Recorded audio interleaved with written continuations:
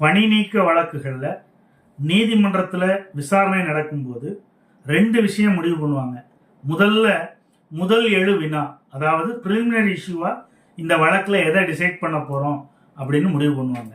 அது எது சம்பந்தமாக இருக்குன்னா, அவர் மீது நடத்தப்பட்ட விசாரணை, அந்த விசாரணையில் அவருக்கு போதிய சந்தர்ப்பங்கள் வழங்கப்பட்டதா, நியாயமாக நடத்தப்பட்டதா அப்படிங்கிறது குறித்து முடிவுக்கு வருவாங்க.